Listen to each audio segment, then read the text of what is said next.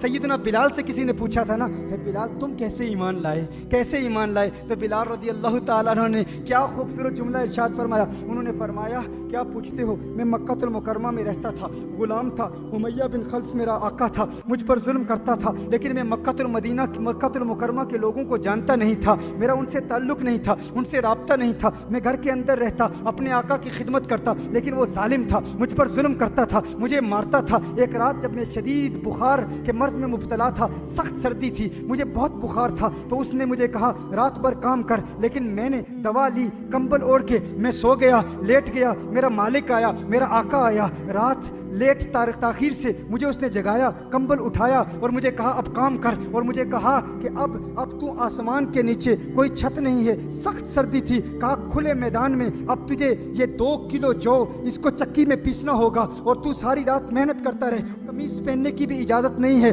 تجھے، میں نے چکی پیسنے کے لیے کہا تھا اور تو سو گیا. اس نے مجھے کہا کہ اب قمیص پہننے کی بھی اجازت نہیں، کہا شدید بخار تھا، سخت سردی تھی، اور پھر کھلے میدان میں مجھ پر ظلم کیا اور کہا کہ قمیص بھی اتار دے. بلال حبشی رضی اللہ تعالیٰ عنہ فرماتے ہیں کہ میں رو رہا تھا، میری آنکھوں سے اشکوں کی برسات جاری تھی، میرے کراہنے کی آواز گھر کے باہر جا رہی تھی. ابھی میں چکی پیس رہا تھا، سخت بخار کی حالت میں، شدید سردی تھی، میں چکی پیس رہا تھا کہ اچانک حسنین کے نانا کا گزر میرے گھر کے باہر سے ہوا، مدینے والے کا گزر میرے گھر کے باہر سے ہوا. نبی کریم صلی اللہ علیہ وسلم نے میرے دروازے پر دستک دی، آقا نے دروازے پر دستک دی. میں نے دروازہ کھولا، کہا کیوں رو رہے ہو، کیوں رو رہے ہو؟ میں نے کہا جائیے صاحب، لوگ پوچھنے والے تو بہت ہوتے ہیں، غمخوار بن کے بہت آتے ہیں، لیکن غم کا مداوع کون کرتا ہے، مدد کون کرتا ہے؟ پوچھتے تو بہت ہیں. کہا میں نے یہ جملے کہے، میرے جملوں میں کچھ سختی تھی، میرے جو کلام میں کچھ تلخ لہجہ بھی تھا. آقا صلی اللہ علیہ وسلم تشریف لے گئے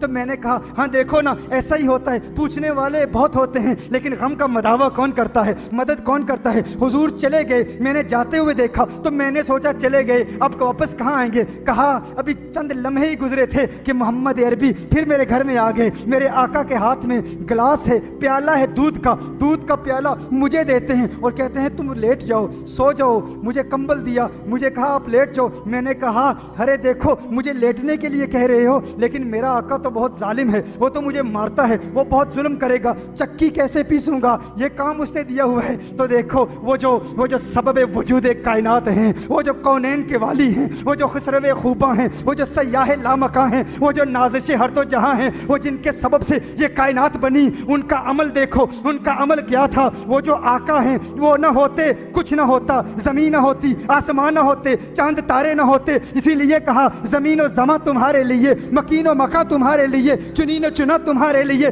بنے دو جہاں تمہارے لیے، ہم آئے جہاں تمہارے لیے، اٹھیں بھی وہاں تمہارے لیے. وہ جو مصداق لولا کا لما خلقت دنیا ہیں، وہ جو مصداق لولا کا لما خلقت الافلاق ہیں، اگر وہ نہ ہوتے کچھ نہ ہوتا. اسی لیے تو کہا نا یہ صبا سنک، وہ کلی چٹک، یہ زبان چہک، لب جو جلک، یہ مہک جھلک، یہ چمک دھمک، سب اسی کے دم کی بہار ہے. یہ سمن، یہ سوسن و یا سمن، یہ بنفش سنبل نسترن، گل و سرو لالا بھرا چمن، وہی ایک جلوہ ہزار ہے. وہ نہ تھا تو باغ میں کچھ نہ تھا، وہ نہ ہو تو باغ و سب فنا، بادب جھکا لو سرے ولا کہ میں نام لوں گل و باغ کا. گل تر محمد مصطفیٰ، چمن ان کا پاک دیار ہے، چمن ان کا پاک دیار ہے، چمن ان کا پاک دیار ہے. کہا وہ جو سبب وجود کائنات ہیں میرے آقا. بلال نے پوچھا، بلال نے کہا کہ یہ ظالم تو مجھے مارے گا، یہ تو ظلم کرے گا. آپ کہتے ہیں لیٹ جائیں، لیکن دیکھو آج میں کہتا ہوں ہندوستان میں رہنے والوں،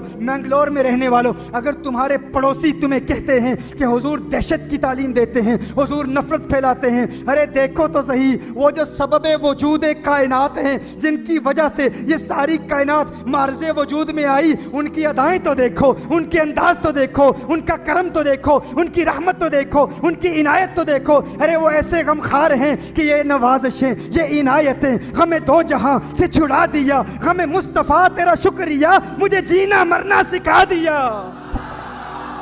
जीने का ढंग सीखना चाहते हो, जीने के अंदाज सीखना चाहते हो, तो आओ मदीने की गलियों में चलते हैं, आओ आका की बारगाह में चलते हैं कि आका ने दीन का, इस्लाम का पैगाम कैसे फैलाया। क्या तलवार से फैलाया? अरे तलवार से नहीं, पूछो बिलाल से कि बिलाल ने इस्लाम कबूल कैसे किया। बिलाल से पूछा गया, है बिलाल फिर क्या हुआ? कहा मैंने कहा कि ये चक्की कौन पीसेगा, अरे वो जालिम तो मारेगा।